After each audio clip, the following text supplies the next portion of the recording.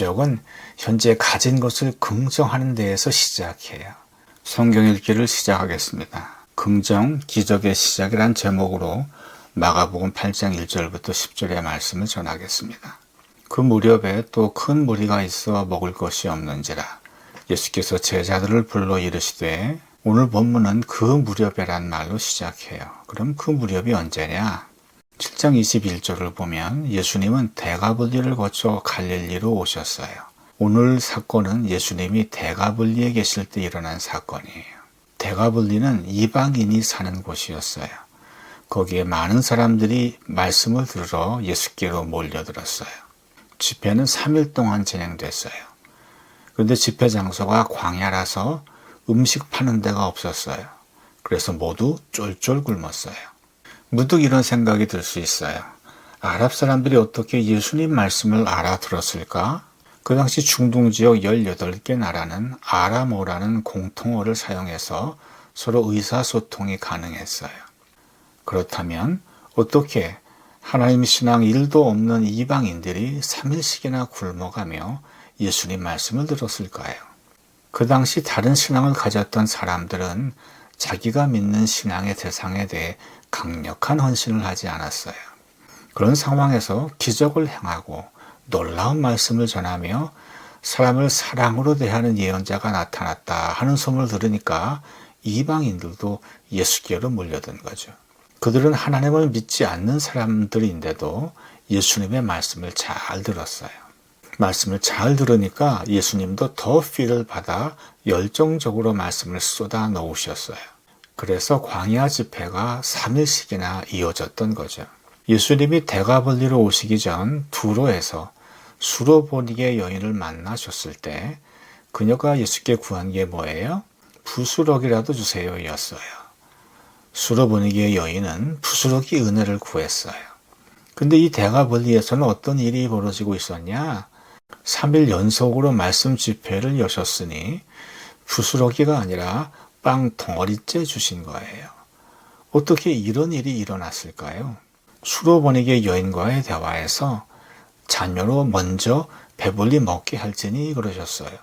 여기서 예수님은 당신이 이 세상에 온 목적을 분명히 밝히셨어요. 즉, 내가 이 세상에 온 목적은 먼저 이스라엘을 구원하고 그 다음 모든 민족을 구원하는 것이다 라는 거예요. 아마 부스러기 은혜를 구한 수로보니게 여인의 요구가 예수님의 마음에 영향을 준 것 같아요. 지금 광야에 모인 사람들의 영은 배불러요. 하지만 그 육은 배고파요. 3일간 먹지 못했으니까요. 내가 무리를 불쌍히 여기노라. 그들이 나와 함께 있은지 이미 사흘이 지났으나 먹을 것이 없도다.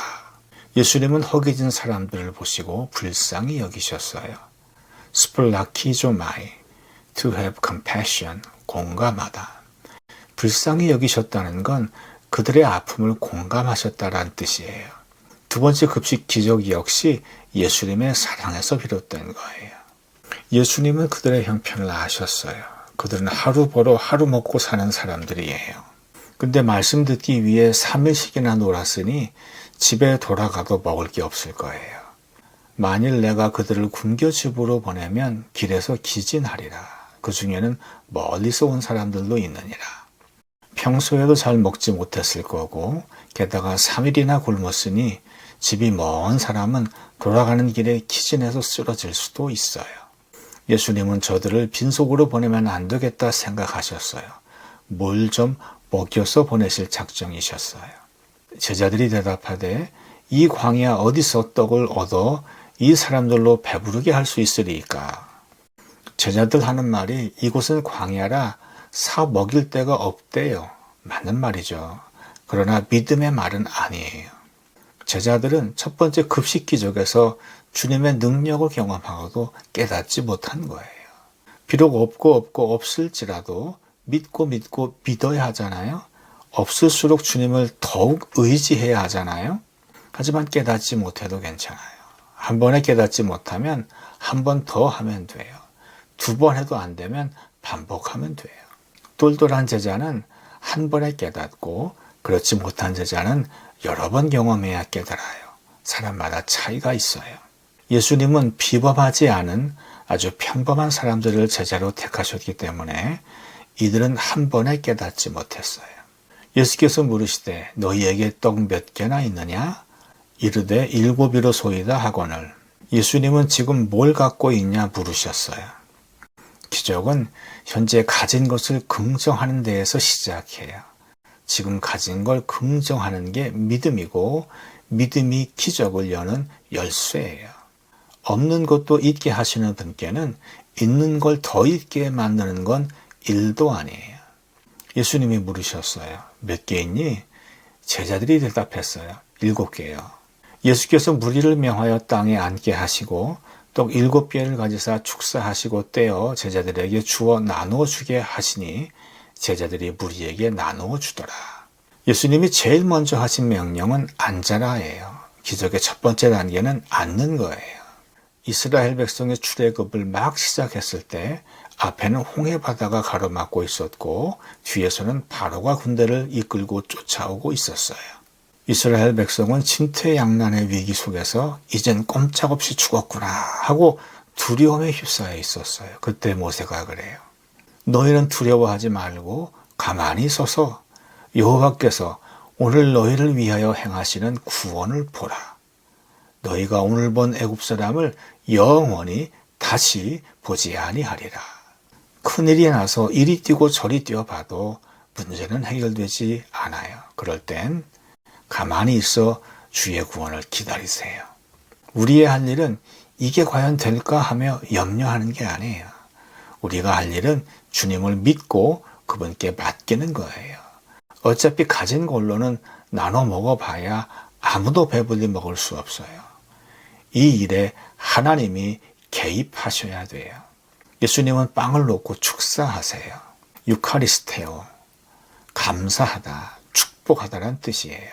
감사가 축복이고 축복이 감사예요. 감사가 많을 때 큰 기적이 일어나요. 감사가 적을 때 기적은 작아요. 축사 후 예수님은 제자들로 하여금 사람들에게 빵을 나눠주게 하셨어요.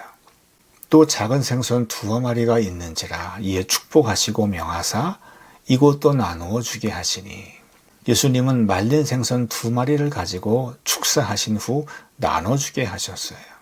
배불리 먹고 남은 조각 7광주리를 거두었으며 사람은 약 4,000명이었더라.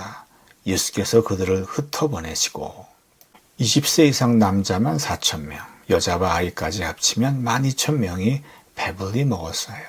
감사가 큰 기적을 불러왔어요. 그리고 남은 음식이 7광주리였어요. 광주리는 히라보로 스위시스예요. 이방인들이 쓰던 큰 소쿠리예요. 이 기적은 이방인 지역에서 행해진 거예요. 바울이 다메섹에서 도망칠 때 쉬리스스를 타고 도망쳤어요. 사람들은 그를 광주리에 놓고 성벽 아래로 달아내렸어요.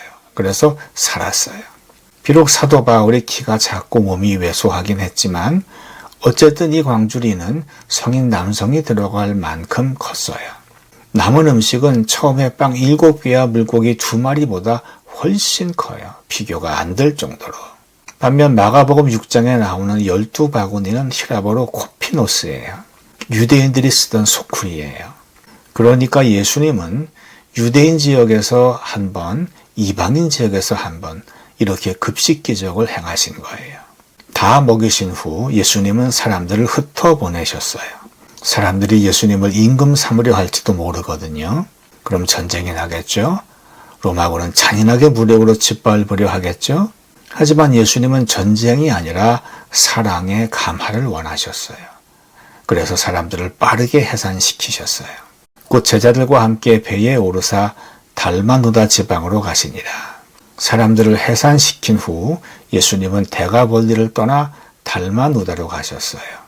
두 번째 급식 기적 후 예수님은 빠르게 다른 곳으로 이동하셨어요. 은혜는 여러 곳에서 필요하니까. 긍정은 기적의 시작이에요. 긍정을 많이 하면 기적이 많아져요. 뭘 긍정할까요? 지금 살아있는 것, 지금 숨쉬고 있는 것, 많은 긍정으로 큰 기적의 주인공 되시길 축복합니다.